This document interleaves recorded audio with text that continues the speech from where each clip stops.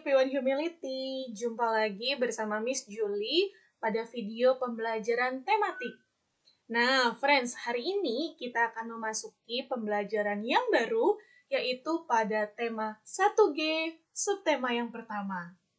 Kalau teman-teman sudah siap, mari kita simak video pembelajaran hari ini.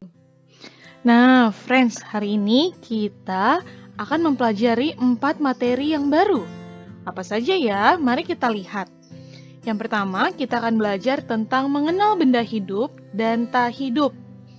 Nah, coba Miss Julie ingin teman-teman lihat gambar berikut ini. Kira-kira manakah ya yang termasuk benda hidup? Dan manakah yang termasuk benda tak hidup?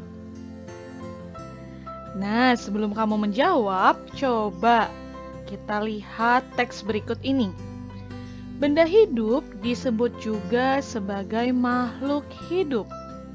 Benda hidup mempunyai ciri-ciri. Benda tak hidup juga memiliki ciri-ciri. Nah, kira-kira apakah kamu tahu contoh benda hidup dan tak hidup? Kira-kira apa saja ya ciri-cirinya? Mari kita simak. Nah, friends, manusia, hewan, dan tanaman termasuk benda hidup.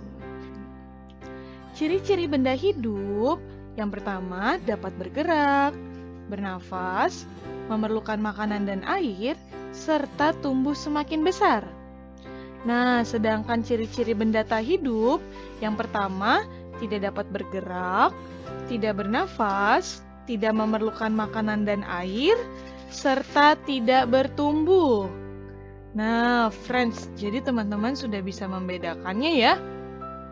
Ini Miss Julie sudah tampilkan juga gambar benda-benda tak hidup.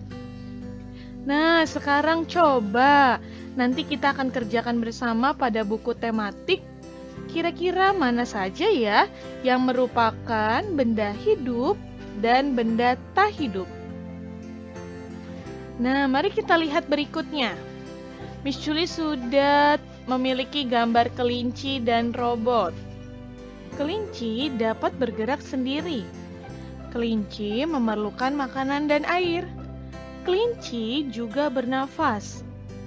Nah, dari ciri-ciri tersebut dapat kita simpulkan bahwa kelinci adalah benda hidup atau disebut sebagai makhluk hidup.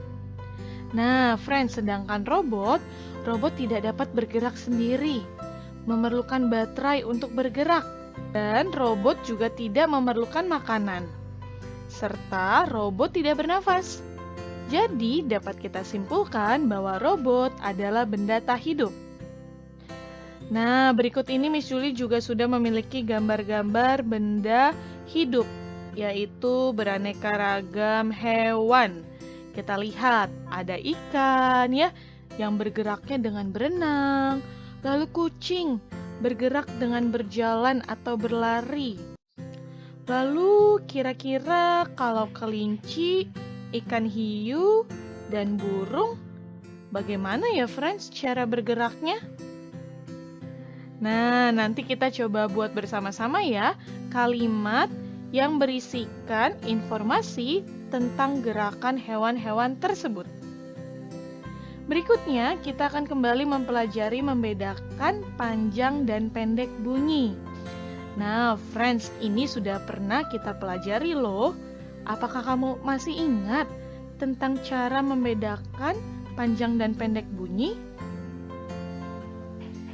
Nah, cara menghitung panjang pendek bunyi bisa berdasarkan ketukan ya, karena setiap lagu memiliki ketukan yang berbeda. Mari kita lihat. Nah, ini salah satu lagu anak-anak, yaitu Lihat Kebunku. Nah, friends, di sini Miss Julie sudah ada buat keterangan tanda bintang, yaitu artinya bunyi pendek, dan garis itu bunyi panjang. Nah, nanti coba kita menyanyikannya bersama-sama ketika belajar online ya. Berikutnya, mengenal simbol dan lambang sila keempat. Friends, lambang sila keempat tentu teman-teman sudah tahu ya, yaitu kepala banteng. Nah, contoh-contoh pengamalan dari sila keempat yaitu yang pertama, saat berdiskusi, kita tidak boleh memaksakan pendapat. Artinya apa, Miss Julie? Artinya ketika teman kita berpendapat, ya, kita juga harus menghargainya. Kita tidak boleh memaksakan pendapat kita untuk diterima oleh teman-teman kita, ya. Jadi semua boleh berpendapat, ya. Kita harus menghargai pendapat orang lain. Menghargai pendapat itu adalah contoh pengamalan sila keempat. Nah, tentu teman-teman masih ingat pula ya bunyi sila keempat, yaitu kerakyatan yang dipimpin oleh hikmat, kebijaksanaan dalam permusyawaratan perwakilan. Nah, ini berikut ini juga adalah contoh pengamalan sila keempat, yaitu bermusyawarah saat memilih ketua kelompok dan menghormati keputusan yang diambil saat musyawarah. Nah, musyawarah apa, Miss Julie? Musyawarah adalah mengambil keputusan bersama-sama ya, jadi berdiskusi bersama, oke? Nah, terakhir kita akan kembali mempelajari tentang nama dan lambang bilangan. Kita lihat friends, ikan di sini ada 41 ekor. Setiap baris ada 10 ya, ada 40-an dan satuannya 1, menjadi 41. Nah, ini Miss Julie sudah tampilkan lambang dan nama bilangan.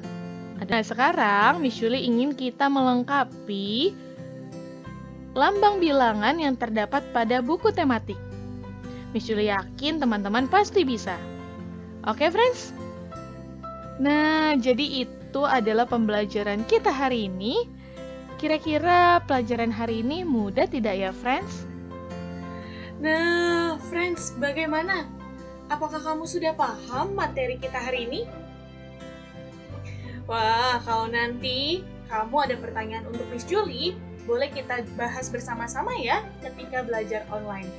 Oke, Piwan, tetap semangat walaupun kita masih belajar dari rumah ya.